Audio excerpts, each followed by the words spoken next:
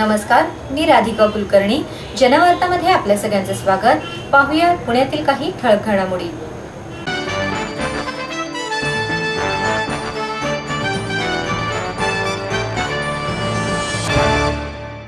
आम्ही सर्व निवडणुका गंभीरतेने घेतो. आमच्या विरोधकांना आम्ही कमी लेखत नाही, त्यामुळेच मी जिंकणारच असं अति आत्मविश्वासाने आम्ही म्हणत नाही, असं मत राष्ट्रवादी काँग्रेस आघाडीच्या बारामती मतदारसंघाच्या उमेदवार सुप्रिया सुळे यांनी व्यक्त केलं.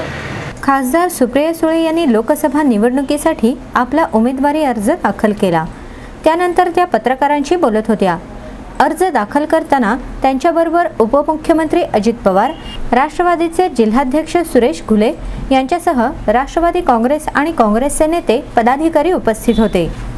सुळे म्हणाल्या, विकासाला अंत नसतो. गेल्या 5 वर्षात जमेल तेवढी कामं आम्ही केली आहेत. मात्र एकाच टर्ममध्ये सर्व कामं होणं शक्य नाहीत. म्हणूनच पुन्हा एकदा संधी द्या, असं आवाहन मतदारांना करणार असल्याचं सुळे म्हणाल्या. हो, अर्थातच सगळी कामं काही एका टर्ममध्ये होतच नाहीत आणि विकास हा अशी प्रक्रिया असते ज्याला कधीच अंत नसतो. त्यामुळे 5 वर्षात जमेल तेवढी संघटनेतल्या सगळ्या सहकाऱ्यांच्या मदतीने आम्ही कामं करण्याचा प्रयत्न केलेला आहे. जरूर काही कामं राहून गेलेली आहेत, त्याची जाणीव मला आहे, पण पुन्हा एकदा संधी द्या ही नम्र विनंती करून ही जी कामं आणखीन अपेक्षित आहेत ती पूर्ण करायचा प्रयत्न आम्ही आघाडीचं सरकार नक्कीच करू. मला वाटतं माझ्यासमोर 3-4 महत्त्वाची आव्हानं दिसतात मला. पुणे आणि आपल्या जिल्ह्याची वाढती लोकसंख्या बघून मला वाटतं पाण्याचा एक प्रश्न हा सगळीकडे आणि फक्त माझ्या मतदारसंघात सीमित नाही, हा एक राज्याचा आणि देशाचा मोठा गंभीर प्रश्न होत जातो आहे. पाण्याचं नियोजन, त्याचा वापर हा एक मोठं आव्हान मला स्वतःला काम करताना देशपातळीवर आणि राज्यात दिसतं आणि मतदारसंघातही दिसतं. दुसरा महत्त्व म्हणजे शहरीकरण आणि त्याचे प्रश्न, म्हणजे कचरा असेल किंवा पब्लिक ट्रान्सपोर्ट असेल.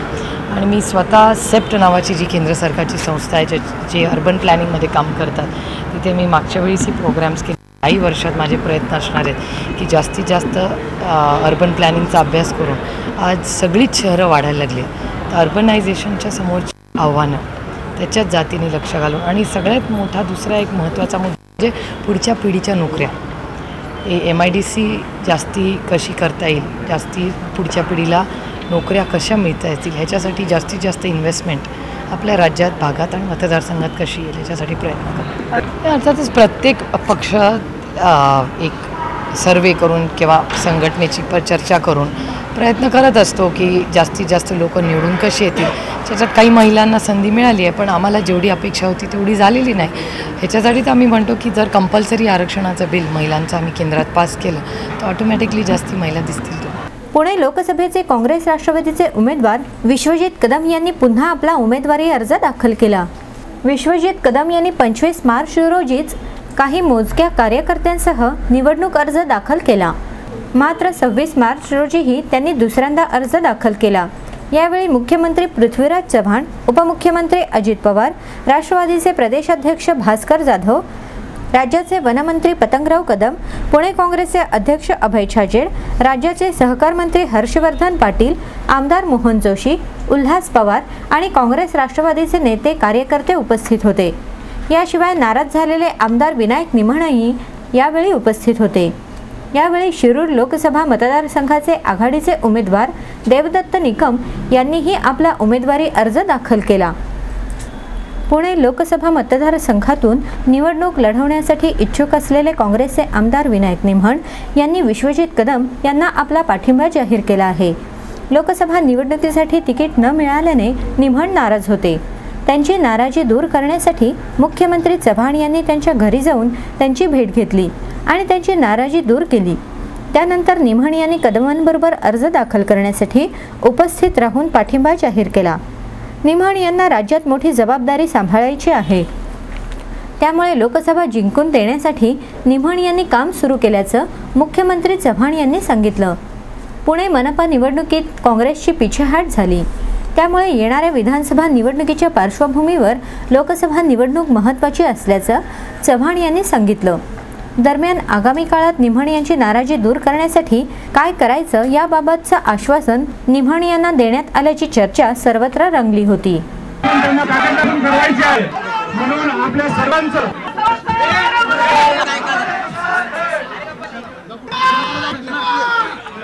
ऐका आता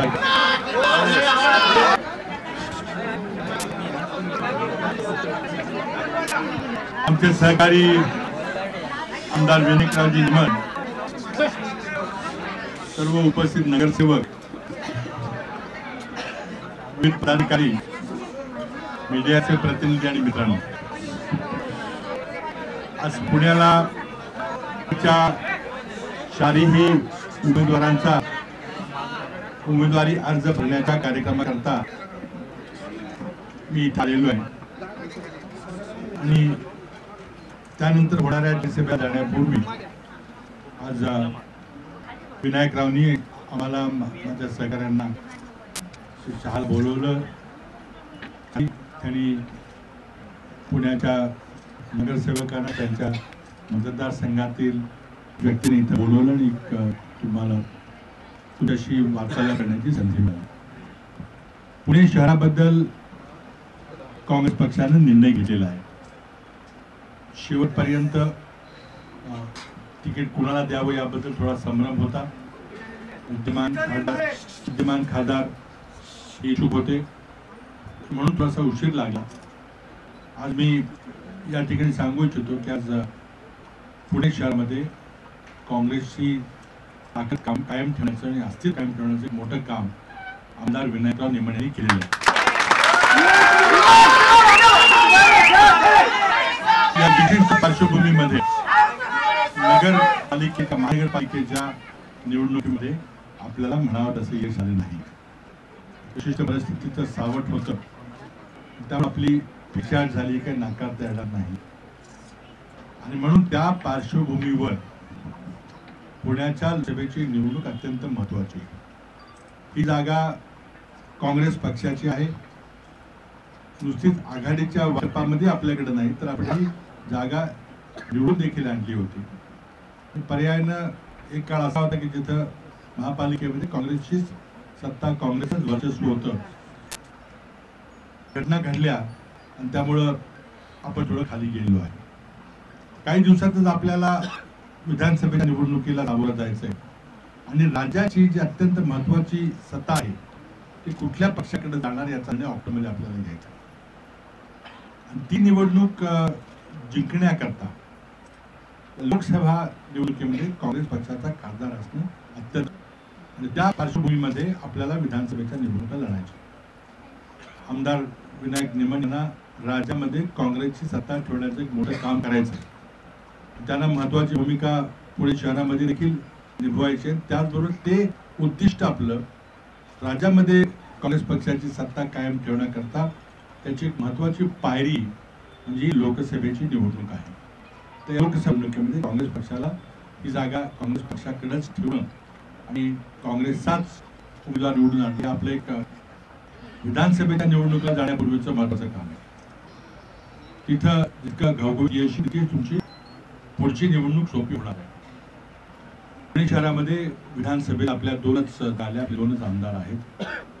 आपल्याला आपले सर्वच्या सर्व आमदार, आघाडीचे सर्वच्या सर्व आमदार निवडून आणण्याकरता एक दिल्यानं ताकदीने लढायचं. आज जर पुणे जिल्ह्यातलं पाहिलं, मी काल सोलापूर, कोल्हापूर, सातारा होतो, नंतर भिवंडी आणि पालघरला गेलो होतो. मी बराच कालच्या दिवसामध्ये एरिया कव्हर केला. आज कधी नव्हे इतकं राष्ट्रवादी काँग्रेस आणि काँग्रेसच्या एक दिलाने ही निवडणूक लढली जाते. पुणे शहरामध्ये देखील तेच वातावरण आहे, सातारला तेच आहे, सोलापूरला तेच आहे. आणि जिथं काही अडचणी आहेत त्या अंतर्गत अडचणी असतील किंवा राष्ट्रवादी काँग्रेस आणि काँग्रेसच्या समन्वयाच्या काही अडचणी असतील त्या आम्ही सततपणे बसून प्रयत्न करतोय. आज ही सभा झाल्यानंतर आम्ही एक समन्वय समितीमध्ये बसणार आहे राष्ट्रवादी काँग्रेस आणि काँग्रेस. मी या ठिकाणी सांगू इच्छितो की विनायक निमन आमचे तरुण तडफदार आणि काम करणारे नेते आहेत, आमदार आहेत. विधिमंडळामध्ये देखील पुण्याचे प्रश्न, आपल्या मतदारसंघाचे प्रश्न आणि पर्यायानं राज्यावरचे मोठे प्रश्न मांडण्यामध्ये अतिशय अग्रभागी सहभाग असतो. त्यामुळं राज्यातले अनेक प्रश्न सोडवण्यामध्ये त्यांची मला खूप मदत होते. आणि आता त्यांनी या निवडणुकीमध्ये पुढाकार घेऊन आणि विजय मिळवून देऊन पुढच्या निवडणुकीची जी तयारी आपल्याला आत्तापासूनच करायची आहे त्याला सुरुवात केली पाहिजे. आणि मी आपल्याला आश्वासन देतो की विनायक निमणसारखा एक तरुण तडफदार होतकरू आणि एक अतिशय कामसू कार्यक्षम असा नेता आज तुम्ही निवडून दिलेला आहे आणि त्यांना निश्चितच चांगलं भविष्य आहे. त्यामध्ये आता पक्षामध्ये किंवा सरकारमध्ये कशा प्रकारचा त्यांचा सहभाग करून घ्यायचा ते माझ्यासमोर एक महत्त्वाचं तुम्ही सर्वांनी जे विनायकरावांच्यावर प्रेम केलं, त्यांच्या घोषणा केल्या, पण मला वाटतं आता या क्षणापासून मी त्यांना माझ्याबरोबर चालेल, पण तुम्ही आता त्या घोषणा काँग्रेस पक्षाचा विजय म्हणून दिल्या पाहिजे. आणि झालं मी सगळे चर्चा केली. आपल्या समोरचा आता उद्दिष्ट आहे की पुण्याची जागा आपण विजयश्री खेचून आणली पाहिजे. जरी काही घटना घडल्या असल्या पुण्यामध्ये, त्यामुळे काही संबंध झाला असला तरी मला वाटतं त्याचं आता बाजूला ठेवून आपण हे उद्दिष्ट पुण्याची लोकसभेची जागा मिळवून आणण्याचं पण पार पाडलं पाहिजे. मग त्यानंतर पुढच्या बेटा या निवडणुकीच्या कामाला सुरुवात केली. त्याची मला वाटतं त्याला पाया या निवडणुकीमधून घातलं जाणं विनायक निमण यांची महत्त्वाची भूमिका लोकसभा निवडणुकीमध्ये झाली आणि पुणे शहर अतिशय महत्त्वाचा नेता त्यांची भूमिका राहण्याची संधी मी त्यांना विनंती करतो. तुम्ही एक ज्ञान तुम्ही यामध्ये सहभागी होऊन विजय खेचून आणा एवढंच या ठिकाणी सांगू इच्छितो. बाकी पुढे काय करायचं मी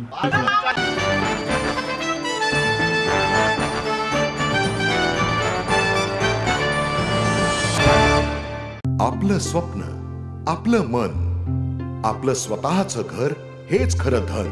समृद्ध जीवन पार्क सादर करत आहे 140 फ्लॅट्सची एक प्रशस्त गृह योजना.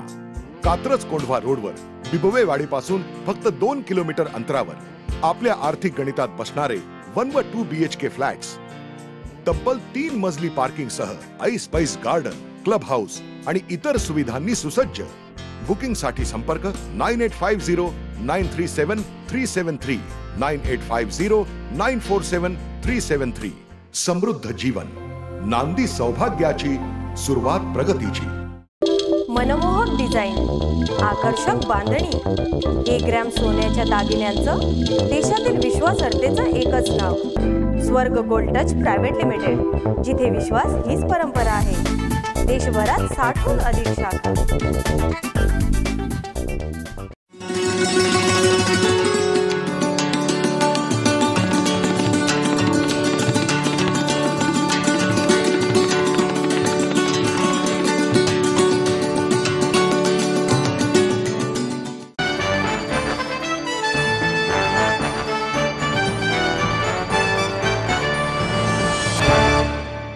मराठी चित्रपट परिवार आणि A3 मीडियाच्या वतीनं दिला जाणारा चित्रदर्पण पुरस्कार नारबाची वाडी या चित्रपटाला प्रदान करण्यात आला. चित्रदर्पण पुरस्काराचे हे 4थे वर्ष आहे. पॅन कार्ड क्लब येथे अभिनेते उपेंद्र लिमये यांच्या हस्ते या पुरस्कारांचे वितरण करण्यात आले. यामध्ये प्रेम म्हणजे प्रेम असतं चित्रपटासाठी प्रसिद्ध अभिनेत्री मृणाल कुलकर्णी यांना सर्वोत्कृष्ट दिग्दर्शनाचा पुरस्कार मिळाला. अभिजित खांडकेकर यांना जय महाराष्ट्र ढाबा भटिंडासाठी आणि निखिल काकडे यांना थोडं तुझं थोडं माझ्यासाठी सर्वोत्कृष्ट अभिनेत्याचा पुरस्कार देण्यात आला. सर्वोत्कृष्ट अभिनेत्रीचा पुरस्कार रंगकर्मीसाठी शीतल दाभोळकरला आणि जय महाराष्ट्र ढाबा भटिंडासाठी प्रार्थना बेहरे हिने पटकावला. बालक पालकसाठी प्रथमेश परब आणि शाश्वती पिंपळीकर यांना सर्वोत्कृष्ट बालकलाकारांचा पुरस्कार मिळाला. अंगारकी आणि दणक्यावर दणका या चित्रपटासाठी सुवर्णा काळे यांना विशेष लक्षणीय पुरस्काराने सन्मानित करण्यात आले. सर्वोत्कृष्ट संगीतकाराचा पुरस्कार प्रेम म्हणजे प्रेम असतं साठी सुरेश इंगळे यांनी पटकावला, तर युनिव्हर्सलच्या कण्हेरी फुले हा अल्बम सर्वोत्कृष्ट ठरला.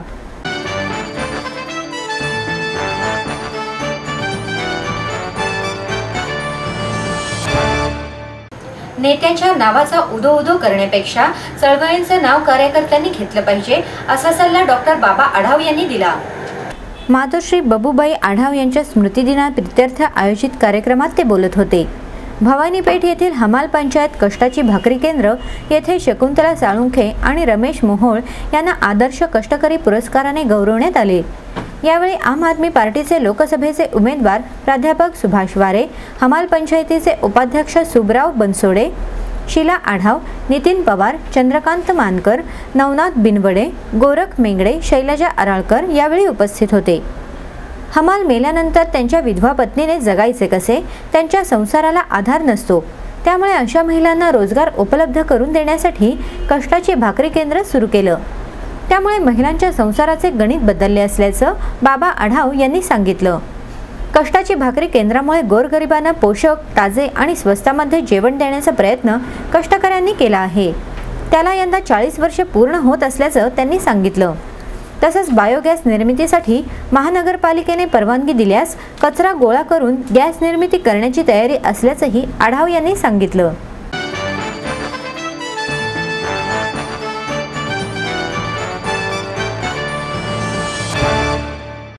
मनमोहक डिझाईन, आकर्षक बांधणी, 1 ग्रॅम सोन्याच्या दागिन्यांचं देशातील विश्वासार्हतेचं एकच नाव, स्वर्ग गोल्ड टच प्रायव्हेट लिमिटेड, जिथे विश्वास हीच परंपरा आहे.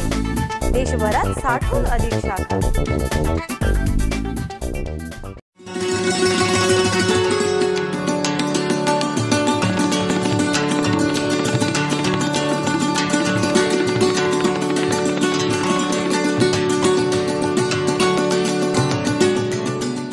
माहेर सोडून सासरी आले. इथेही प्रेमाची, मायेची माणसं होती. पण माझं भविष्य सुरक्षित आहे याचा आनंद, आत्मविश्वास वाढवणारा होता. Samruddha Jeevan multistate multipurpose cooperative society limited. गुंतवणूक भावनांची, आनंद लक्षावधीचा. Samruddha Jeevan multistate multipurpose cooperative society limited.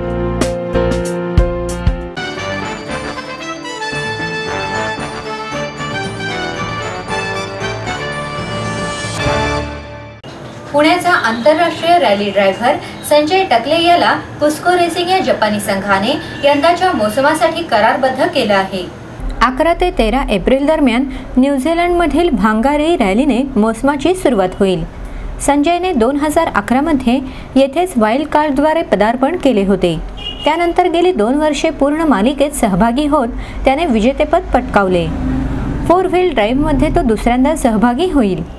संजयने सांगितले, माझी अजूनही शिकण्याची प्रक्रिया सुरू आहे. आणखी वरच्या पातळीवर जाण्यासाठी अनुभवाची गरज असल्याचं मला वाटतं. संजयने गेल्या वर्षी मलेशियाच्या MRU संघाकडून प्रोडक्शन कप गटात सुबारू इम्प्रेझा कारसह विजेतेपद मिळवलं. एक वेळ त्याने स्कोडा MRF संघाला मागे टाकत तज्ज्ञांनाही चकित केलं होतं. हीच लक्षवेधी कामगिरी निर्णायक ठरली. त्यामुळे सुबारू GBR ही जास्त वेगवान कार त्याला मिळेल. याविषयी संजयने सांगितले, कुस्कोचे पदाधिकारी प्रभावित झाले. माझी निष्ठा त्यांना भावली असावी. त्यानंतर MRU संघाकडे अद्ययावत कार नसल्यानं मला दुसरा पर्याय हवा होता. हा संघ दुसऱ्या कोणत्याही संघावर अवलंबून नाही. त्यामुळे हा पर्याय सर्वोत्तम आहे. मुख्य म्हणजे कुस्कोने मला माझ्या पसंतीचा नॅव्हिगेटर निवडून दिला. मी मलेशियाच्या शॉन ग्रेगरीलाच पसंती दिली. गेल्या मोसमात त्याचा अनुभव बहुमोल ठरला.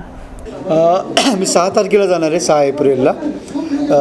करार हा 1 वर्षाचा आहे कुस्को रेसिंग बरोबर.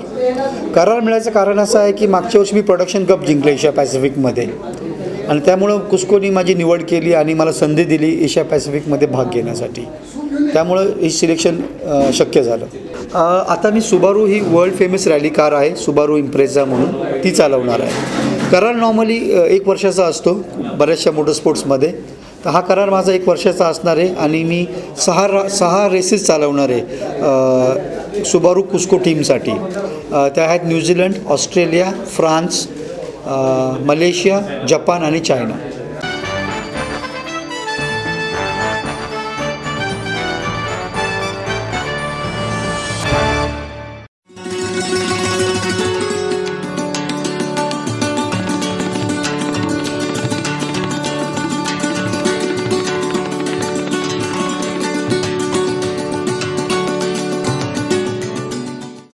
मनमोहक डिझाईन, आकर्षक बांधणी, 1 ग्रॅम सोन्याच्या दागिन्यांचं देशातील विश्वासार्हतेचं एकच नाव, स्वर्ग गोल्ड टच प्रायव्हेट लिमिटेड, जिथे विश्वास हीच परंपरा आहे. देशभरात 60हून अधिक शाखा. आई वडिलांनी पै जमवून मला शिकवण्याचा निर्णय घेतलेला कळत होता. माझ्या उच्च शिक्षणासाठी त्यांनी मला कायमचा आधार मिळवून दिला होता. त्यांनी स्वतःसाठी कधीच काही केलं नाही, पण माझ्यासाठी Samruddha Jeevan multistate multipurpose cooperative society limited. गुंतवणूक भावनांची, आनंद लक्षावधीचा. Samruddha Jeevan multistate multipurpose cooperative society limited.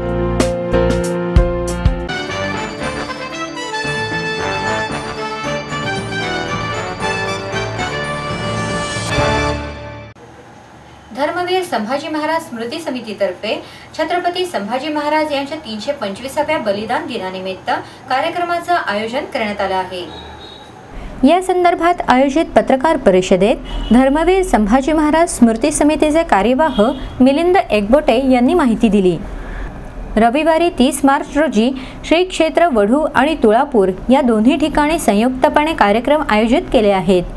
यावेळी ढमढेरे, जेधे आदी ऐतिहासिक घराण्याचे वंशज प्रतिनिधी म्हणून उपस्थित राहतील. यावेळी राजस्थानचे संत अद्भुल बाबा, इतिहास संशोधक डॉक्टर सदाशिव शिवदे, पांडुरंग बलकवडे सहभागी होतील. यावेळी शंभू चित्रकार सु. ग. शेवडे यांना स्वामी गोविंदगिरी यांच्या हस्ते धर्मवीर छत्रपती संभाजी महाराज पुरस्कार प्रदान करण्यात येईल, तर सुभाष गायकवाड यांना शंभू सेवा पुरस्काराने सन्मानित करण्यात येईल. डेक्कन जिमखाना येथील संभाजी महाराजांच्या पुतळ्यापासून मिरवणुकीला सुरुवात होईल. यावेळी शिवसेना नेते शशिकांत सुतार, राष्ट्रीय स्वयंसेवक संघाचे भैयासाहेब घटाटे उपस्थित राहतील. डेक्कन जिमखान्यावरून वढू येथे येणाऱ्या सर्व भक्तांसाठी मोफत प्रवास व्यवस्था करण्यात आल्याचेही एकबोटे यांनी यावेळी सांगितले. यंदा धर्मवीर छत्रपती संभाजी महाराजांचा 325वा बलिदान दिन रविवार दिनांक 30 मार्च या रोजी साजरा होणार आहे. संपूर्ण महाराष्ट्रातून श्री क्षेत्र वढू येथे संभाजी महाराजांच्या समाधीस्थानी शंभू भक्त मोठ्या संख्येने उपस्थित राहणार आहेत. शंभू भक्तांची संख्या लाखांच्या घरात जाईल अशी परिस्थिती, असं वातावरण, असा प्रचार झालेला आहे. संभाजी महाराजांचं बलिदान ही एक महाराष्ट्राच्या दृष्टीने अत्यंत संवेदनशील घटना होती. महाराष्ट्राच्या नव्हे तर संपूर्ण देशाच्या इतिहासामध्ये संभाजी महाराजांच्या बलिदानाने जबरदस्त परिवर्तन ह्याच्यासाठी म्हणून हा कार्यक्रम दरवर्षी आयोजित केला जातो. आणि या कार्यक्रमाला यंदाच्या वर्षीपासून शिवाजी महाराजांच्या स्वराज्याच्या कारभारामध्ये सहभागी झालेले कंक, जेधे, मालुसरे, ढमढेरे ही सगळी सरदार मंडळी जी आहेत, 14 घराणी आहेत, ही घराणेसुद्धा या कार्यक्रमामध्ये यंदा सामील होणार आहेत. संभाजी महाराजांच्या समाधीवर बरोबर 11:30 वाजता हेलिकॉप्टरमधून पुष्पवृष्टी होणार आहे. देव, देश आणि धर्म यांच्या रक्षणासाठी बलिदान करणाऱ्या शंभू छत्रपतींना मानवंदना देण्यासाठी सर्व पुणेकरांनी वढू या ठिकाणी रविवार दिनांक 30 मार्च या दिवशी उपस्थित राहावं अशी नम्र विनंती या प्रसंगी मी करतो. यंदाच्या वर्षी स्वामी गोविंददेवगिरी महाराज हे या कार्यक्रमासाठी मार्गदर्शक म्हणून उपस्थित राहणार आहेत. आणि ज्यांचं संभाजी महाराजांविषयीचं चरित्र लाखोच्या संख्येमध्ये खपलं असे भारताचार्य प्राध्यापक सु. ग. शेवडे यांना धर्मवीर छत्रपती पुरस्कार देऊन गौरवण्यात येणार आहे. ₹11,000 सन्मान चिन्ह असं या पुरस्काराचं स्वरूप आहे. सर्व शंभू भक्तांना पुन्हा एकदा विनंती, डेक्कन जिमखान्यावरून संभाजी महाराजांच्या समाधीपर्यंत जाणाऱ्या डॉक्टर हेडगेवार ज्योतीच्या मिरवणुकीमध्ये आपण सामील व्हावं.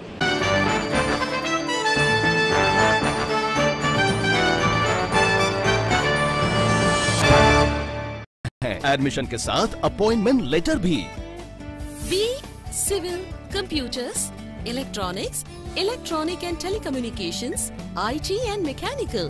MA computers, electronics, IT and mechanical, diploma engineering, mechanical and computer. MBA finance, HR and marketing. BCA, BBA, MBA and MCA for engineering और साथ ही D.Pharm, B.Pharm और M.Pharm भी. Siddhant international school CBSE from nursery to 5th standard. Siddhant college. Transport एवं hostel facility. 22 एकड़ का विशाल campus. AICT Delhi और Pune university द्वारा मान्यता प्राप्त.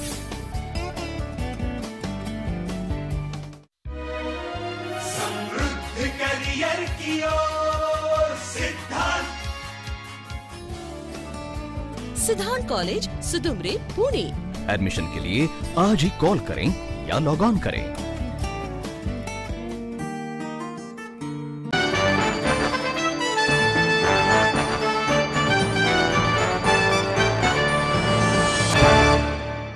आणि याबरोबरच आजचं बातमीपत्र संपलं. पुन्हा भेटूया उद्या याच वेळी. नमस्कार.